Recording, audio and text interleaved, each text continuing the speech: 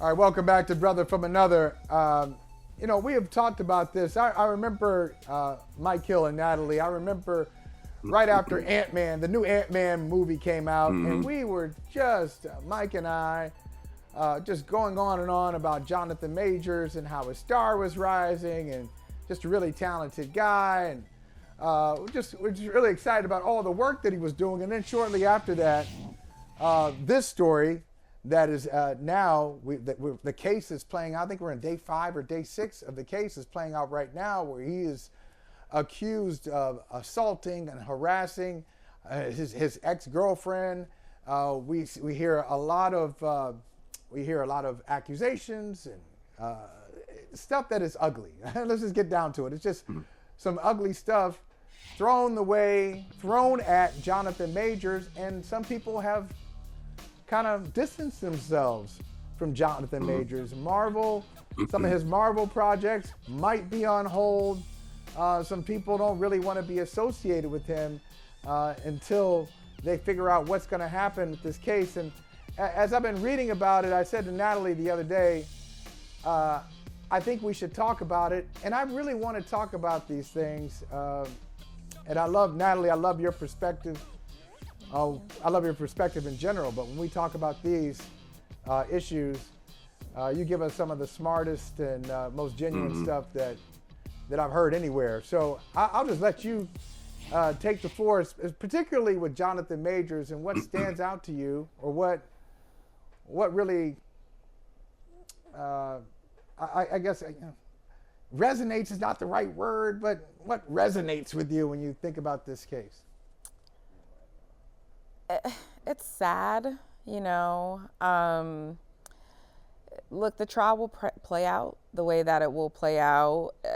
There's a lot of the same commentary we sort of always hear and see when these kinds of matters happen, and particularly when it involves a black man who is successful and famous and all of these things. So there's a lot of, we have to wait, let it play out. There's already been so many attempts to try to discredit his ex, the victim, the survivor, however you want to refer to her. But, trying to smear her campaign, smear campaign, trying to discredit, her credibility with things. And that typically happens in these kinds of matters, unfortunately. I think one of the things that she testified and said was that to keep her there, he used threats of suicide, which is often, in cases that involve domestic violence, a lot of times someone will say they're going to hurt themselves, they're going to kill themselves, and then you stay because you don't want them to hurt themselves or experience that. And I've experienced that, trying to break up with someone, and then he went and got into a car accident and was like, oh, I just didn't know what to do, and I wasn't paying attention, I drove off the road. And so you're like, oh my God, I don't want this person to kill themselves. So it does resonate with me because I've experienced some of this. But it's unfortunate that we keep seeing this same cycle of events occur. And I think one of the things for me, that I found surprising as we've waited for this to play out, I think there was a video that got released some months ago, and it was Jonathan Majors breaking up a fight. And people just didn't think it was real because it looked like it was attempting to make him look like the good guy.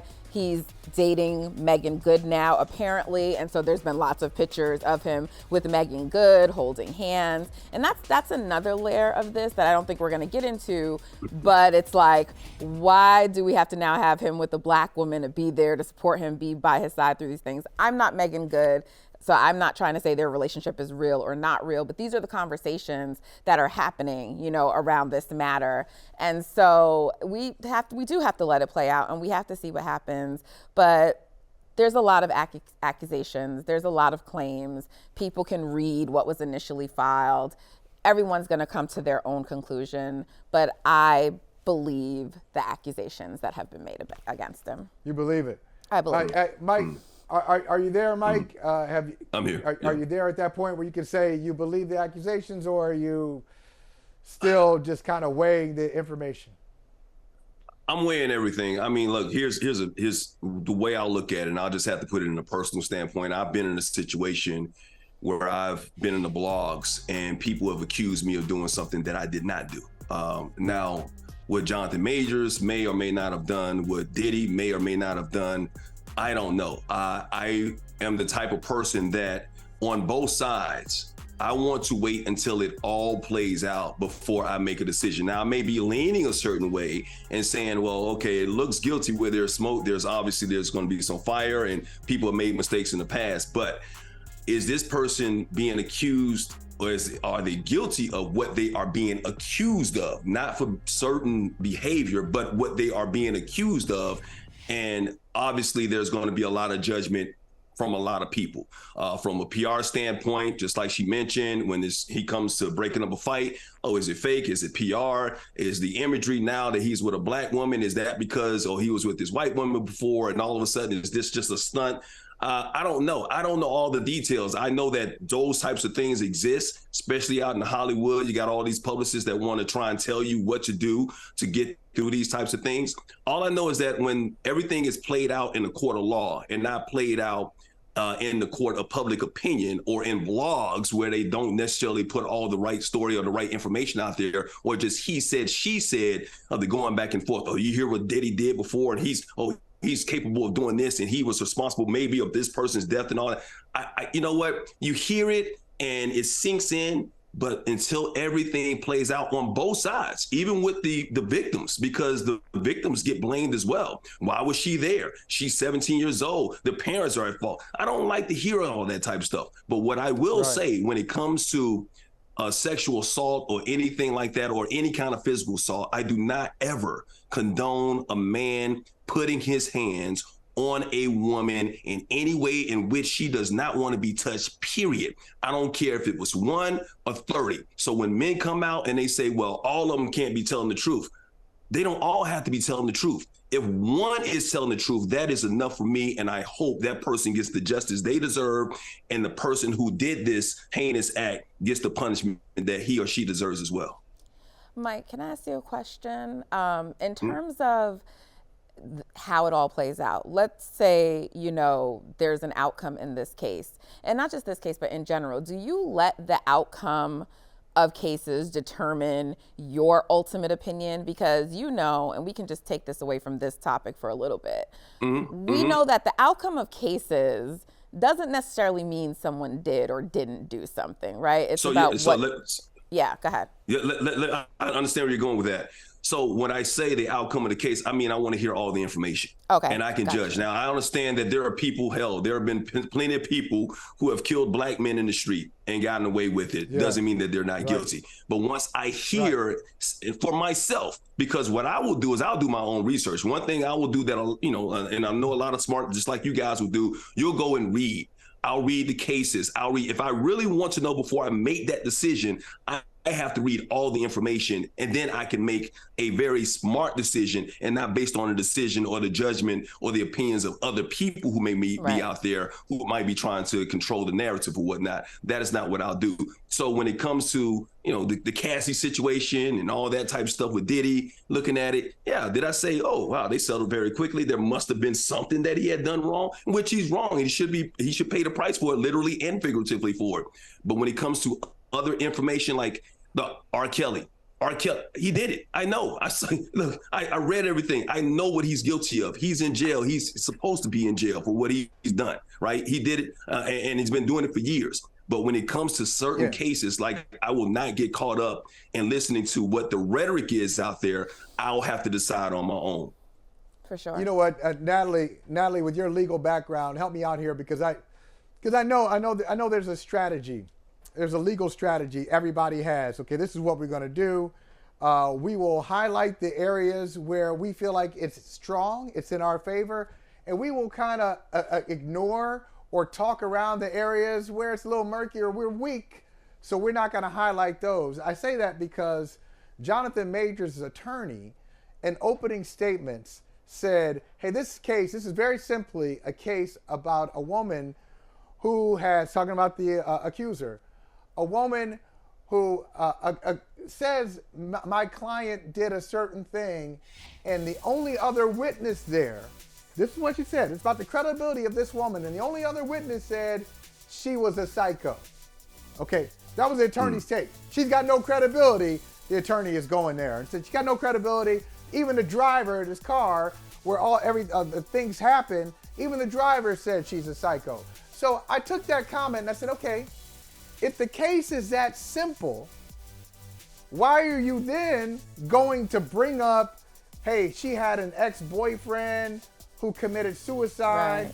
Right. Attorney brought this up, and Majors' ex runs from the courtroom, has to run out of the courtroom crying, and then comes back and the judge says, okay, we're going to go in a different direction. My point, Natalie, is if the case is so cut and dried, why take us down these side roads? Why throw everything in there if you feel like a jury can just look at the information and go from there? Because it's not cut and dry, and these are typical tactics, and as an attorney, you have to do what you have to try to do to defend your client. But, you know, it's not just that accusations like this came out about Majors. When this came out, other accusations came out about him, about just kind of being a bully, you know, like just other things. And, you know, what people should just think about, you know, sometimes is that when one person comes forward, right, it then often makes other people feel safe enough to come out and bring things forward. And in the entertainment industry, in the music industry, and I'm sure it's rampant everywhere, but I'm gonna talk about hip hop because I know we're gonna talk about Diddy a little bit too, but it's just like, in those places, a lot of things happen and they just get covered up, you know? Like, I interned, you know, like in that world for a while, and I decided it wasn't for me, but I know lots of people who work in it. And like when claims had come down about like other people in the past, like Russell Simmons, people told me like, oh, this was a well-known thing about him. You know what I'm saying? And people don't speak up, they don't say things because fear of retribution, you know, all these different things. So a lot of things get covered up, and then until one brave soul finally can come out and do something, right? And then the floodgates open. And so we do have to let a lot of these things play out.